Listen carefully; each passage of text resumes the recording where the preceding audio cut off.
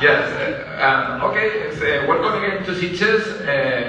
And your career is incredible. Everybody knows your films. And I am a little bit nervous because I am a big fan of you. And okay, yes, it's for years.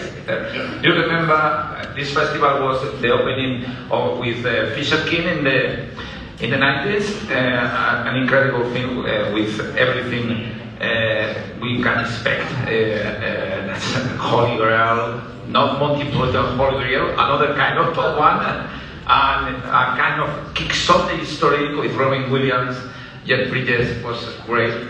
And what is the idea of when in the beginning you were an animator, a very good career with the introductions of the Monty Python series.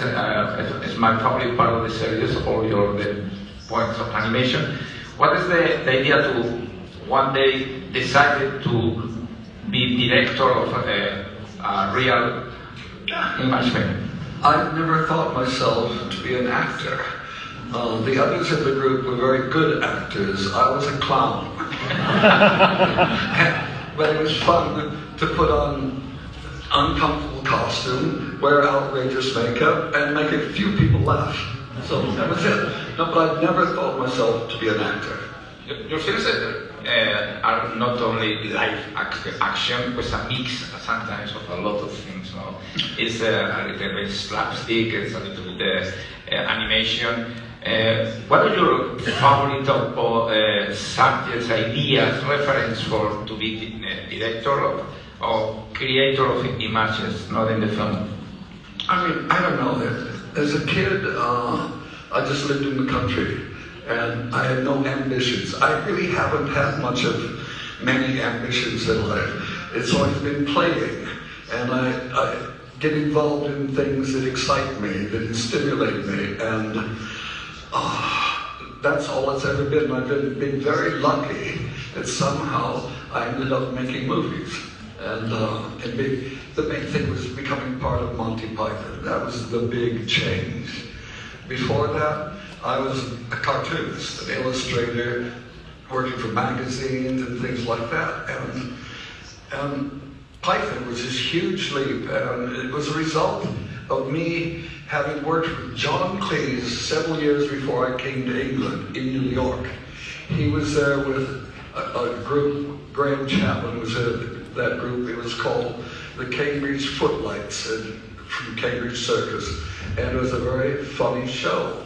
And I was editing a humor magazine at that point, and we did fumettis. You know, a fumetti is like a comic strip, only it's with photographs, not drawings. And we had a story about a man who falls in love with his daughter's Barbie doll, and actually consummates that relationship. We don't show it, but apparently he has an affair with his daughter's Barbie doll. And I got John to appear in this fumetti, and we became friends. And years later, I ended up in England, in London, and he was by then a star on television, and I was still in magazine work, cartooning. And I went out and I called him and said, John, can you introduce me to somebody in television? And he introduced me to a producer who was producing a children's show with Michael Palin, Terry Jones, and Eric Idle writing and performing. And the producer was an amateur cartoonist, and I brought my portfolio of all my artwork, and he loved it. And there were a couple written sketches in there as well, and he forced those sketches on Mike, Terry, and Eric. And that was the beginning of Monty Python. Yeah.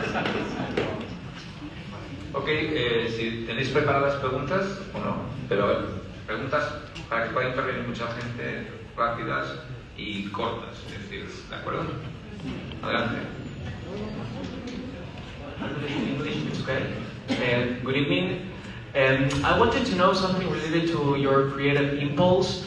When your scripts include elements of absurdity and social critique. How do you know how far to go with these elements? I mean, taking into account the fragility of modern comedy.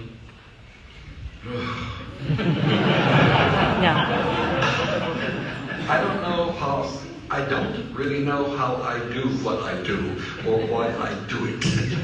Ideas capture me, and if they stimulate me, I slowly become a victim of these ideas. And I've always thought I'm possessed, and that leads to making films. And it's as simple as that. I was in college. I was graduated as a political science major. So I've always had this interest in science, but I've also had this absurd sense of humor, and the two crash and bang against each other always. So that's it. I can only do films that I am possessed by the idea of. I'm just the hand that writes. Yeah. The film is making itself. Hi. Let's keep it in that front.